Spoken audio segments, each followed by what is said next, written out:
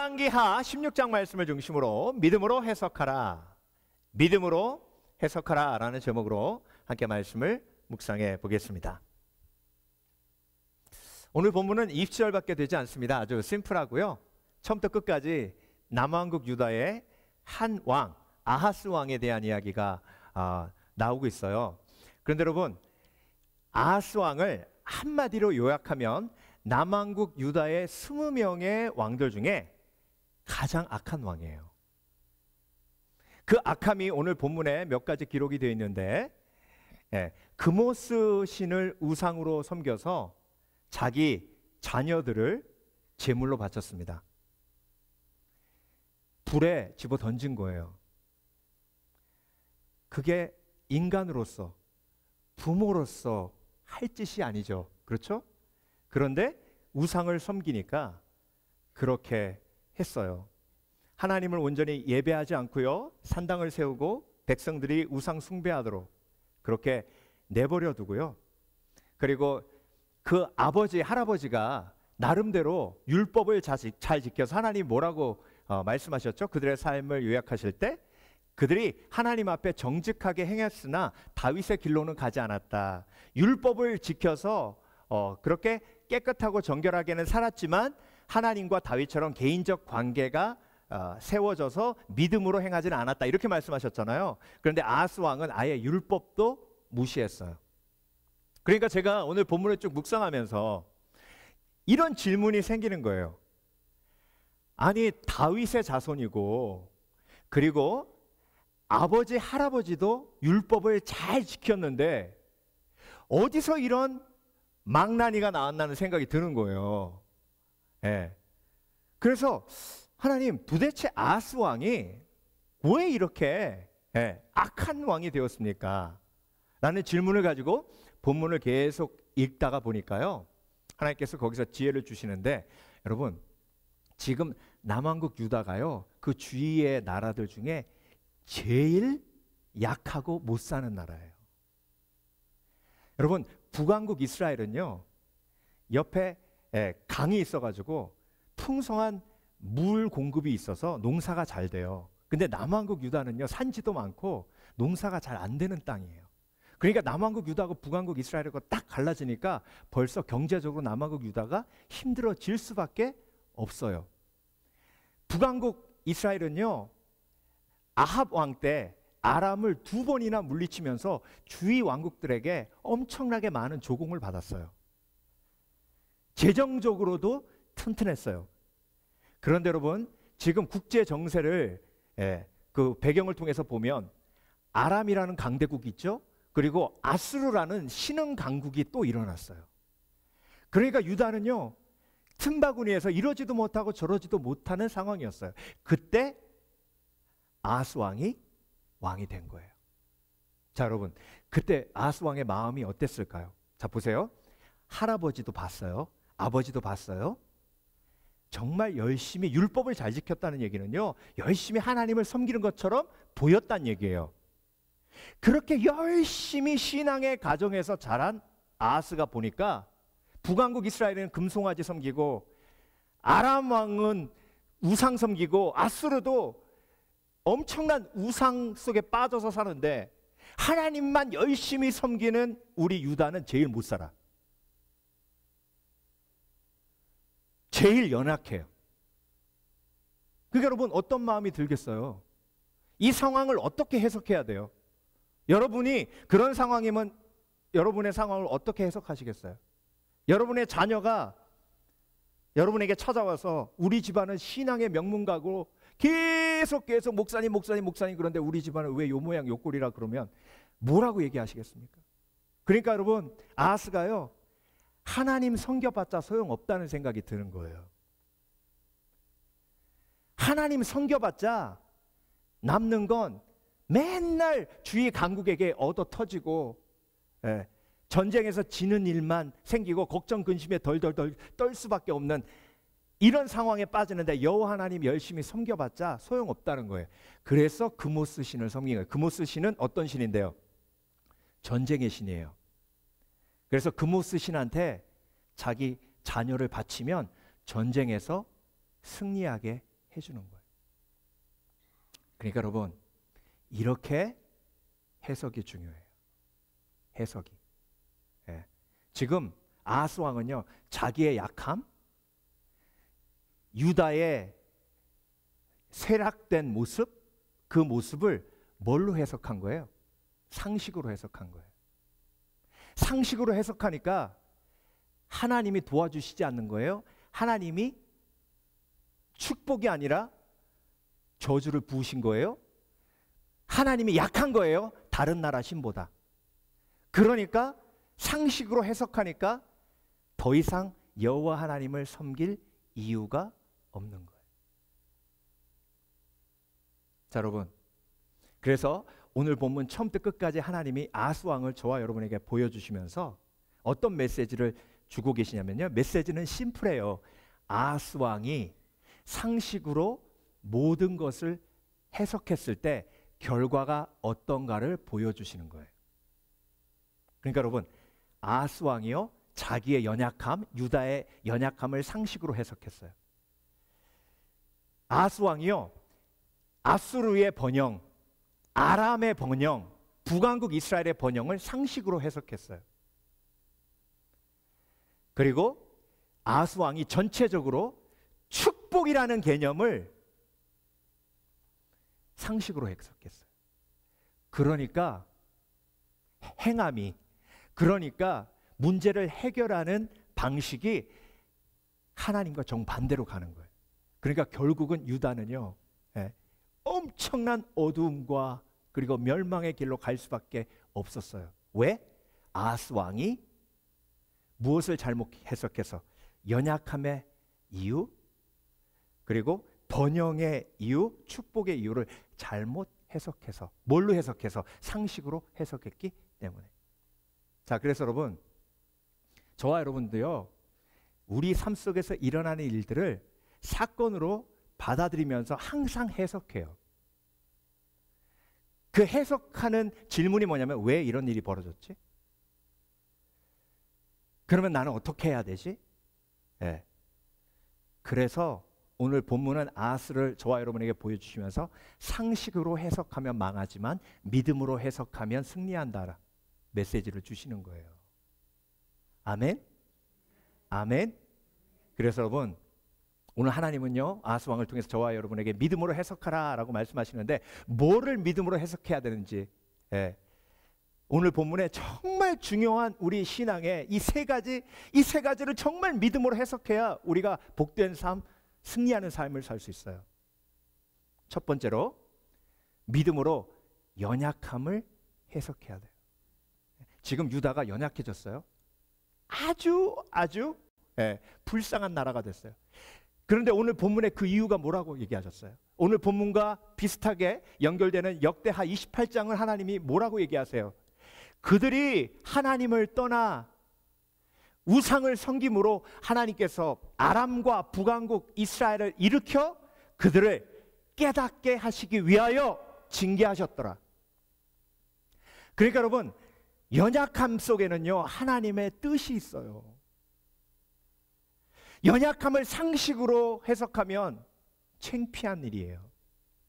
그러니까 저와 여러분이 연약함을 상식으로 해석한다면 계속 연약함을 어떻게 해요? 감추려고 하잖아요. 네, 감추려고 해요.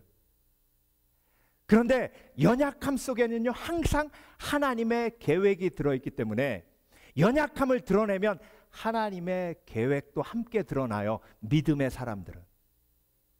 그래서 사도 바울이 어떤 연약함이 있었죠? 다른 연약함들도 많았지만 가시가 있었잖아요. 고린도 후서에. 그 가시가 뭐였죠? 간질병이었어요. 여러분, 헬라 문화 속에서는요, 리더가 잘생겨야 돼요. 키도 커야 되고 등치도 좋아야 돼요. 그리고 헬라 문화 속에서는 리더는요, 병 걸리면 안 돼요. 건강해야지. 그래야 복된 사람이지. 그런데 사도 바울이 헬라 문화 속에 있는 고린도 교회 가가지고 복음 전하다가 간질 걸려가지고 땅에 누워가지고 거품 물고 쓰러져요. 그러면 사람들이 뭐라 그러겠어요? 아이고 참, 지병이나 고치지. 한마디로 웃긴다 그래요.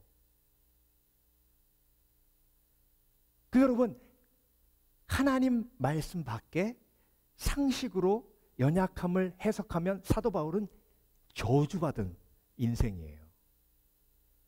그러니까 사도 바울이 너무 고통스러워가지고 하나님 앞에 기도하잖아요.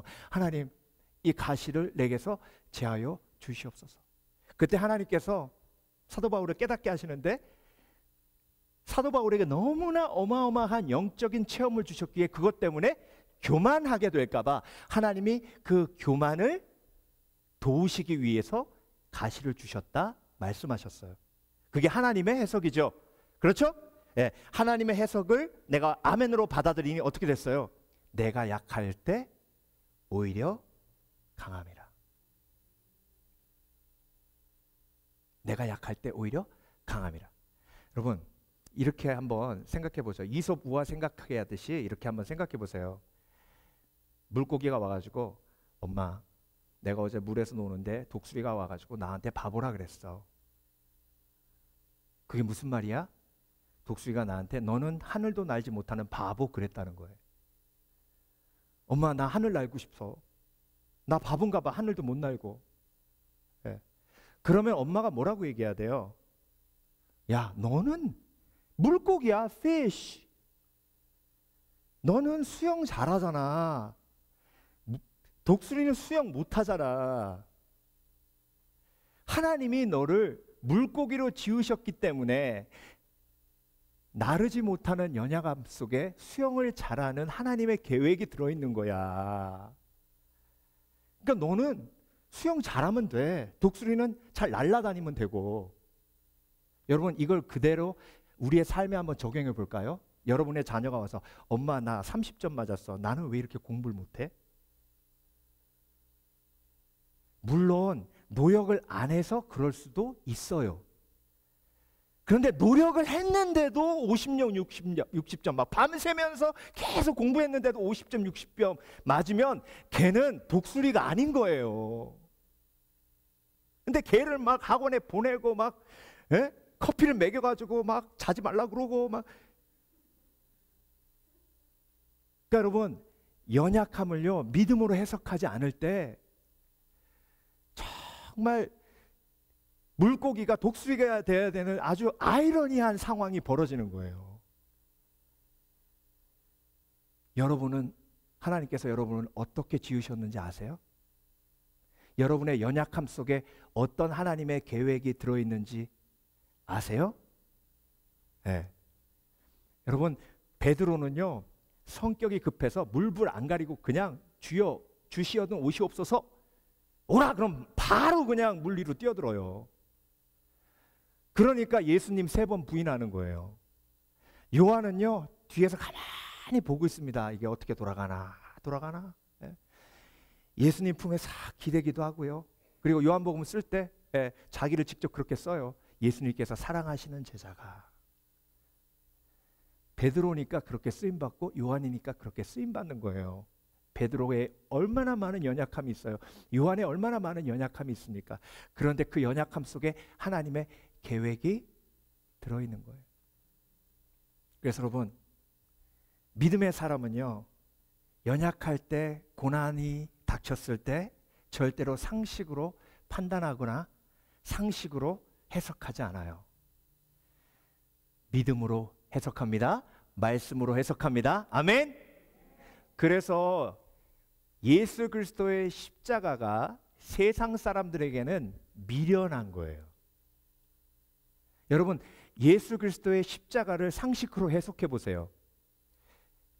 몫으로 30년 살다가 3년 반짝했다가 십자가에 못 박혀서 처절하게 처형당했어요.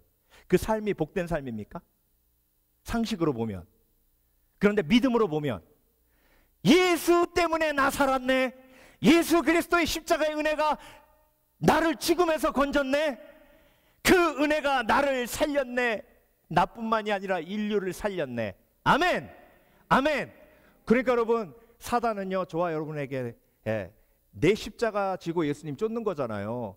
내 십자가 지고 예수님 쫓으면 사단이 와가지고 계속 귀에서 속삭여요. 상식으로 해석하게 만들어요.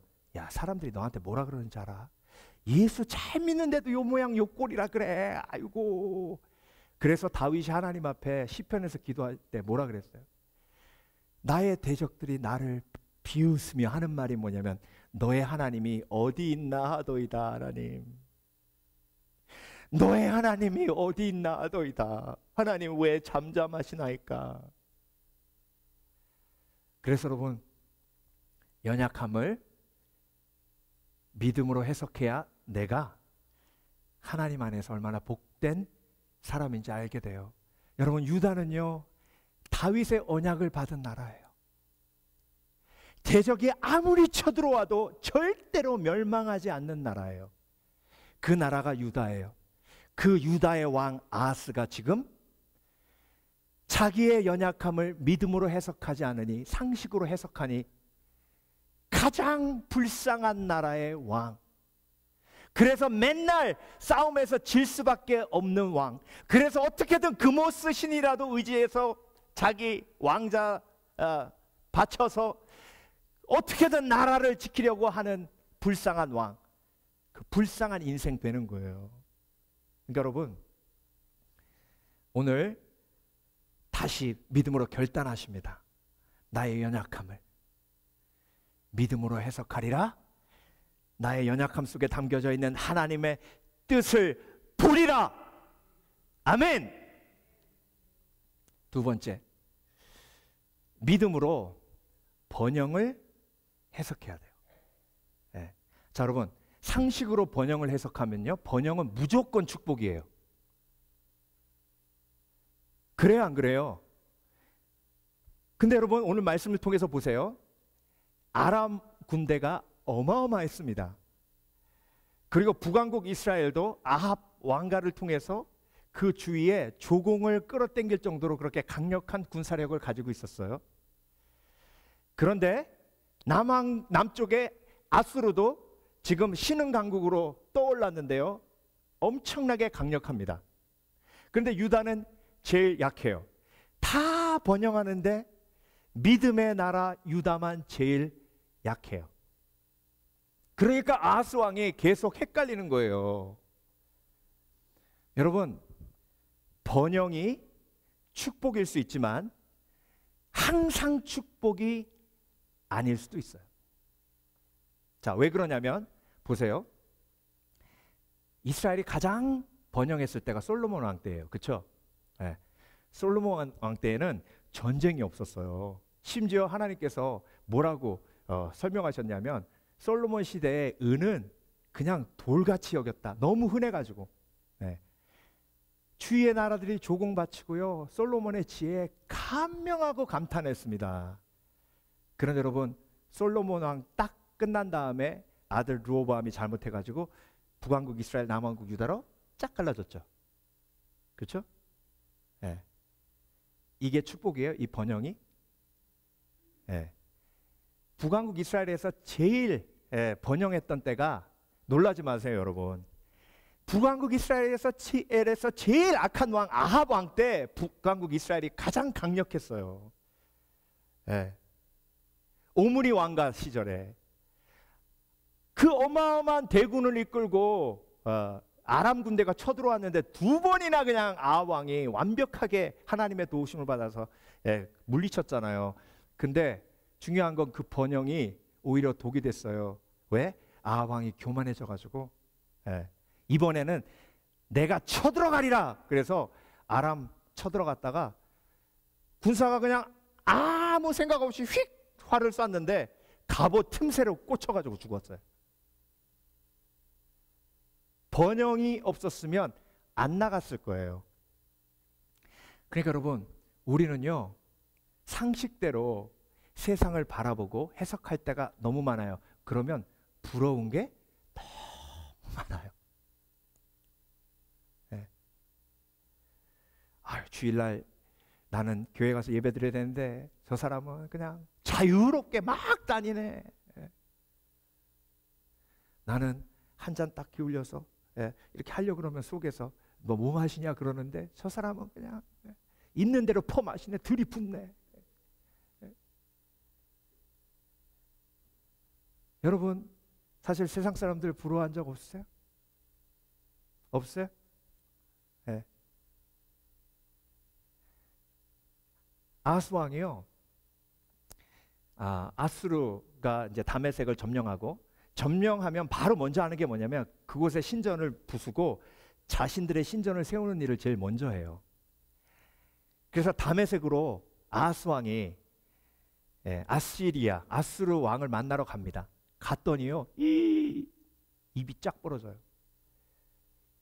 이스라엘의 성전 앞에 있는 번제단은요, 5규빗, 5규빗, 3규빗이에요. 2m 50, 2m 50, 1m 50. 조그만해요. 여러분 2m 50이면요 요만해요. 근데 갔더니 오늘 본문에 나오잖아요. 큰 제단이 있었다고. 어마어마한 제단이 거기 서 있는 거예요.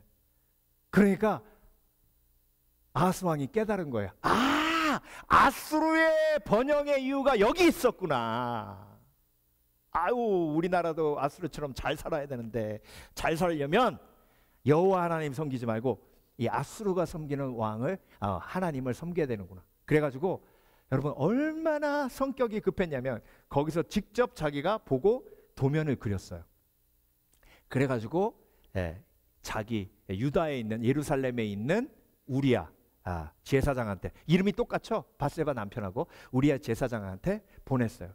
그래서 똑같이 만들라고 하고 하나님이 주신 제단은 저 북쪽에다가 그냥 한쪽에다가 집어던져 놓고 그건 내가 필요할 때 쓰겠다 그러고 거기다가 모든 제사를 다 하도록 만들었어요.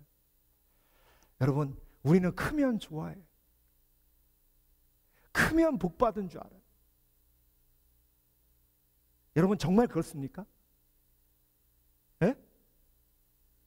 상식으로 해석하면요, 큰 게 좋죠. 집도 큰 게 좋고 차도 크게 좋고 교회도 큰 게 좋고. 제가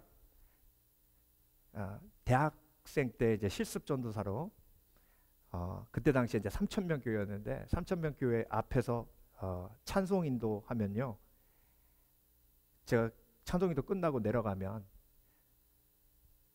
저 아시는 분들이 뭐라 그러셨냐면 젊은 나이에 성공했다 그랬어요.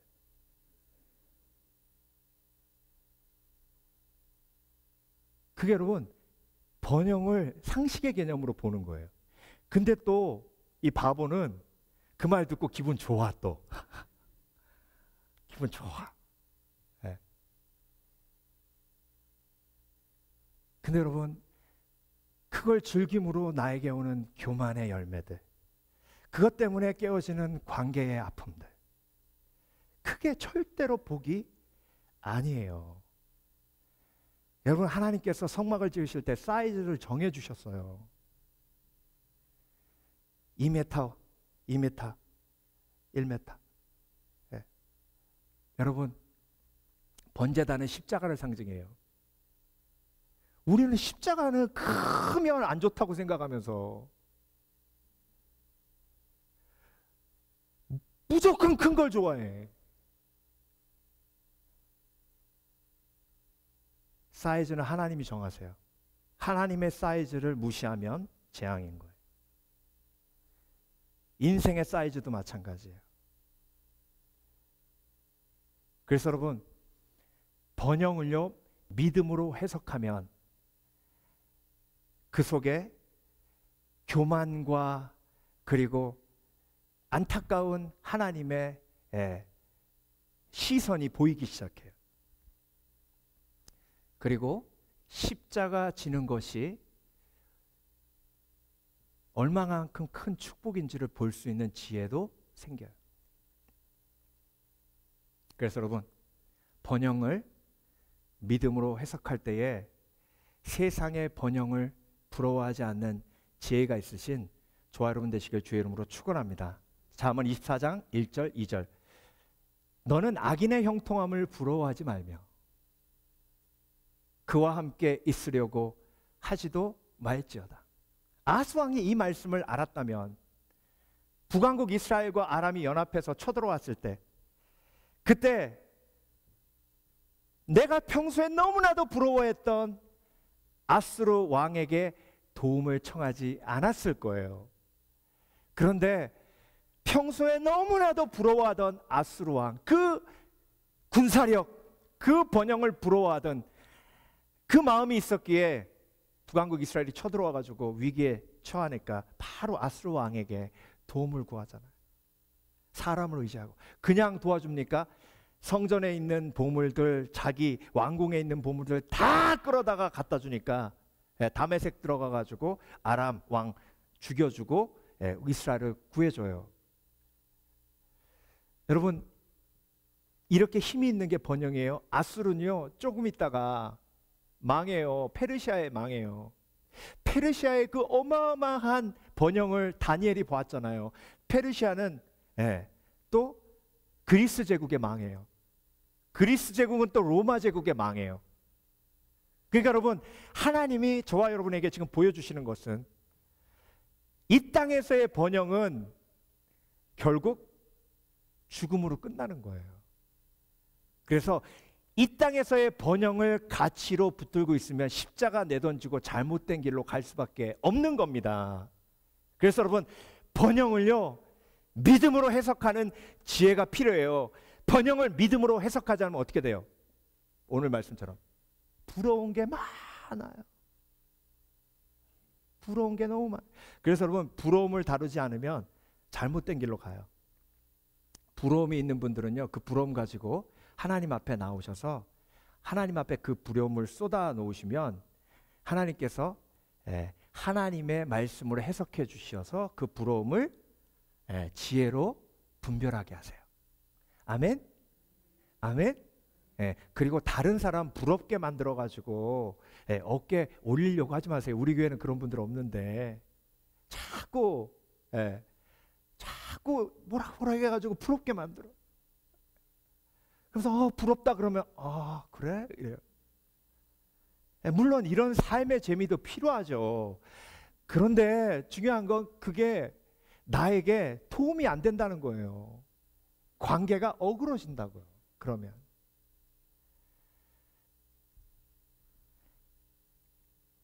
마지막으로 믿음으로 축복을 해석해야 돼요. 지금 아하스 왕은요, 영원한 다윗의 언약을 가지고 있었는데 자기가 무슨 축복이 있는지도 몰라요. 그리고 멸망으로 갈 수밖에 없는 아수르, 아람 부러워하고 있어요. 그러니까 무엇이 축복인지도 몰라요. 여러분, 오늘 본문을 보면 조금 이해가 안 되는 인물이 등장하는데 그 사람이 누구냐면 아까 얘기한 우리아예요. 여러분, 오늘 본문에 이름을 언급한 사람들은 거의 다 왕이거든요. 그런데 제사장 우리아를 언급하면서 어떤 모습을 계속해서 하나님이 강조해서 보여주시냐면 우리아 제사장이 아하스 왕 시키는 대로 합니다. 이게 왜 중요하냐면요, 여러분, 요아스 때 여호야다 제사장이 섭정했잖아요. 그때부터 제사장과 왕의 갈등이 있었어요. 나는 하나님의 종이다, 내 말대로 해야 된다. 아니다, 내가 이 나라의 왕이다, 내 말대로 해야 된다. 그래서 항상 권력의 부딪힘이 있었어요. 그런데 오늘 본문을 보면 아하스 왕이 완전 모든 힘을 다 장악하고 제사장이 찍소리 못하게 만들었어요. 자, 상식적으로 보면 아하스 왕은 복된 왕이에요. 왜? 힘이 있으니까, 지 마음대로 하니까. 여러분, 세상 사람들은요, 힘이 있어서 사람들 일로 가 그러면 다 일로 가고, 일로 와 이러면 다 일로 가고, 그래서 사람들 막 지 마음대로 하는 걸 복이라고 생각해요. 제가 인도네시아에 선교여행 갔을 때 거기 한인 중에 그 부자 한 분이 저희를 초청해가지고 식사 대접을 하셨는데 가니까요, 현지인 종 20명이 있더라고. 일렬로 도열해가지고 안녕하세요 그래요. 운전수만 4명이에요. 저희들을 초청해놓고 주인 그 분은 다 소파에 앉아 있어요. 얘네들이 다 해요. 저 그거 보면서요, 와, 멋있다 이랬어요. 와, 여러분, 이게 축복입니까? 이게 축복이에요.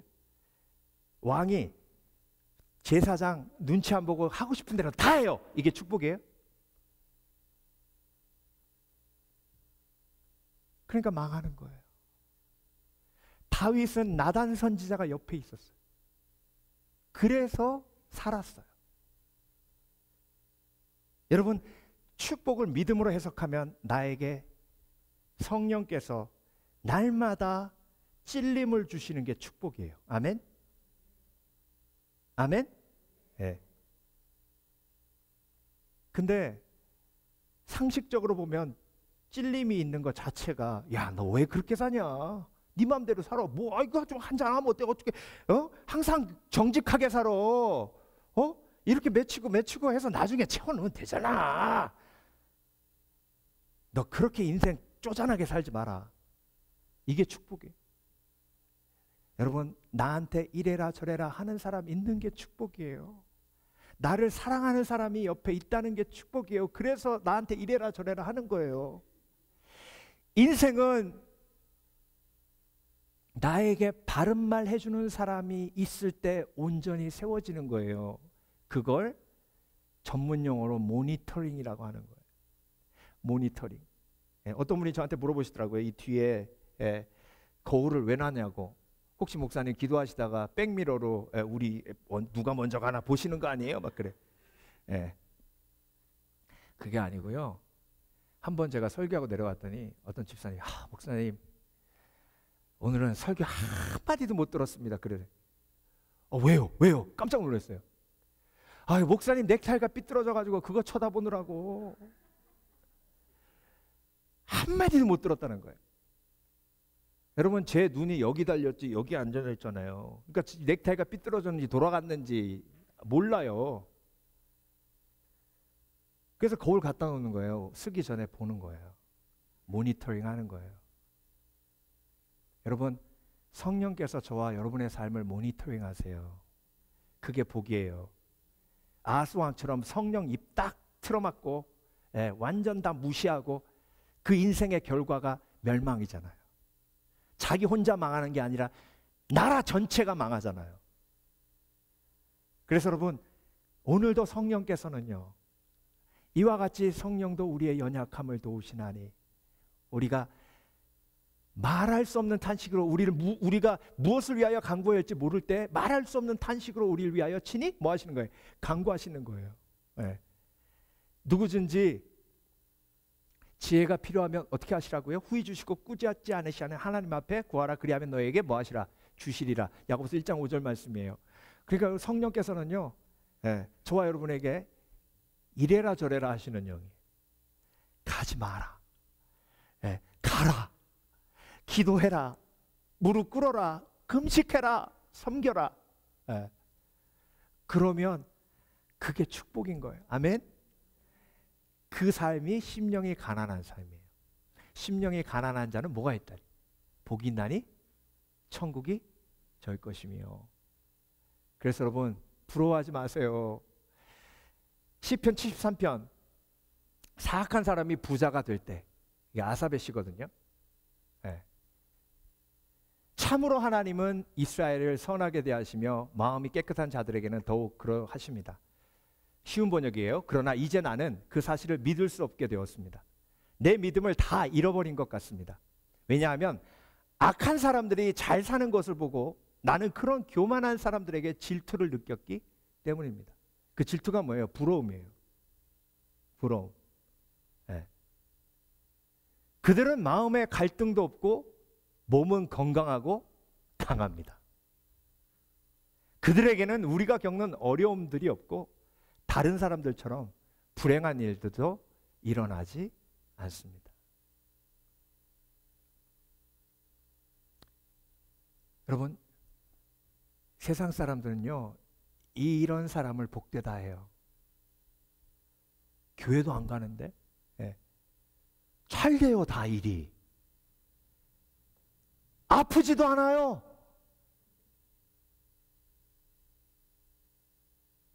그런데 여러분, 시편 기자가 마지막으로 이렇게 고백합니다. 하나님께 가까이함이 내게 복이라. 여러분, 축복을 어떻게 해석하세요? 상식으로 해석하면 내가 복된지 몰라요. 믿음으로 해석해야 믿음의 사람이 얼마만큼 내가 복된 인생을 살고 있는지 알게 돼요. 깨닫게 돼요. 악한 영은 저와 여러분이 상식으로 해석하고 인간적인 생각으로 해석하게 만들어요. 그때마다 사탄아 물러가라 대적기도 하고 믿음으로 성령께서 주시는 해석으로 내 삶을 돌아봐야 합니다. 아멘. 그래서 여러분, 연약함을 믿음으로 해석해야 하고요.